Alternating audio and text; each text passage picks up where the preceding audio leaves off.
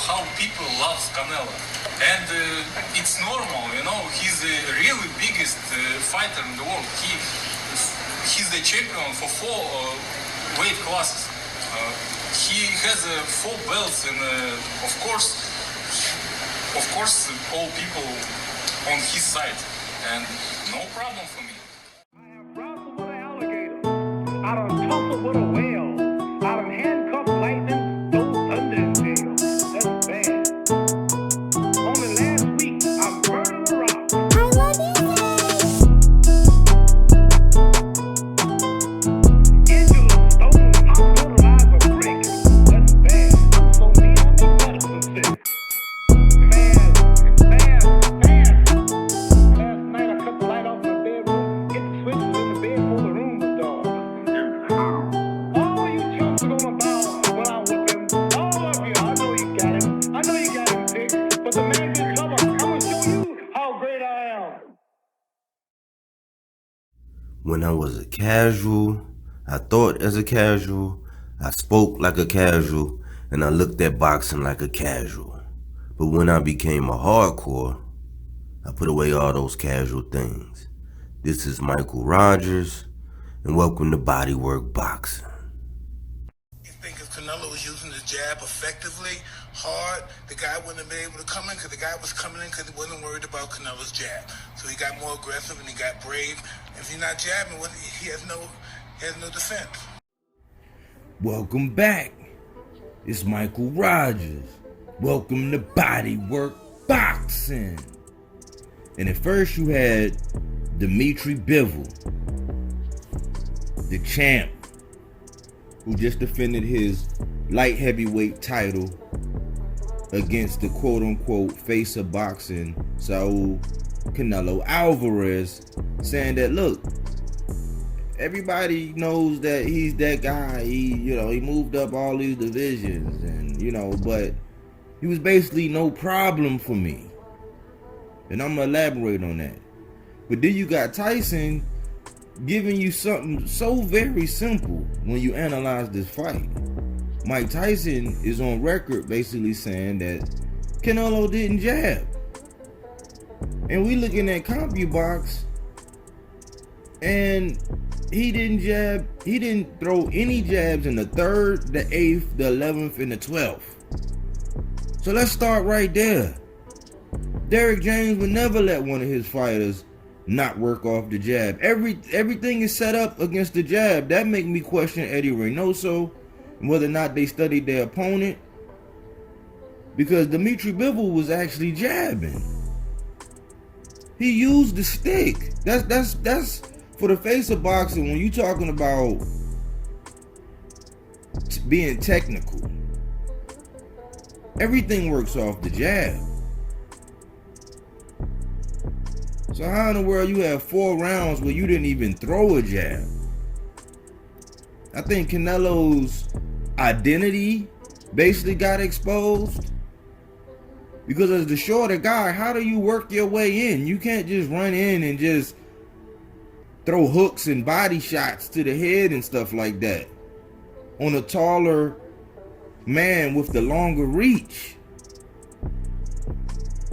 And it's real funny today, because last night and today I just spent I spent like all evening and then a lot of the day listening to this one channel basically crying for Canelo Alvarez. Cause just the other day, prior to the ding ding ding on Saturday night, Canelo Alvarez was the best thing since sliced bread. He was the face of boxing. He was daring to be great. It was laughable that Bivol was going to actually win that fight. And now they screaming upset. How they still screaming upset? I'm like, look, they started discrediting other boxers like Bud, discrediting Errol Spence. And I'm going to tell you, let me get down to the meat and potatoes. Because just like when I used Bernard Hopkins and his take on this fight and Canelo's most dangerous fight, Jamal Charlo, I used Tyson to back up something. And that is everything works off the jab. This is the reason why a guy who they say, you know, has no shot at beating Canelo. You ask anybody out of all these, out of Andre,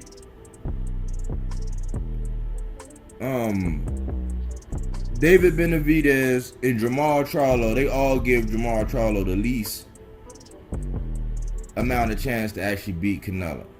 So a lot of people that say, "Oh man, I think Maul could stop him." You know, they say that. You know, I believe Jamal Charlo will stop Canelo Alvarez.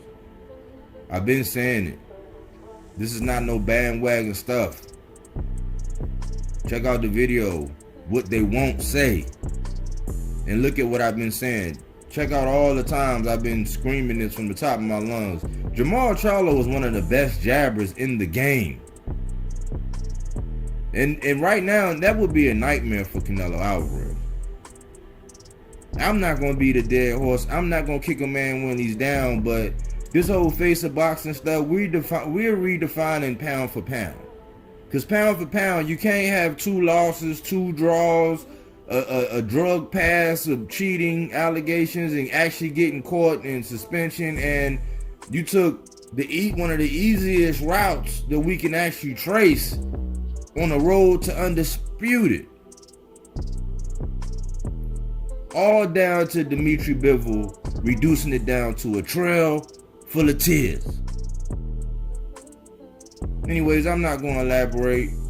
I'm not going to get off. I think Eddie Reynoso, he's in question. I think Canelo Alvarez, he's in question. And all these fans who just won't, you know, if you're not riding on Canelo the same way you do all these other boxers like Lubin when he lost, like T.O. when he lost, y'all made them the laughing stock. Chris Colbert when he lost, now in the face of boxing lost, and y'all crying. Think about that. Anyways, we feed the clones. We don't take things for face value. We do that body work. All right, I believe you, but my Tommy gun don't. Get down on your knees and tell me you love me. My word, I do what I do.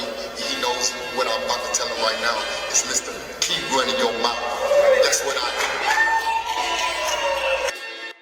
I just feel like I'm the champ, and at the end of the day, I'm just a fighting motherfucker. It doesn't matter. Inside, outside, I can just fight. So I just feel like if it gets down to the wire, we gotta lock it up, I'm out on top. Hey, look, as you can see how I'm looking, I stay solid. I'm always solid. I stay fuck solid on the ring. You know what I'm saying? To the fans and all. You guys jump outside the ring in the fighter, like I said before. Ain't no safety on the clock, so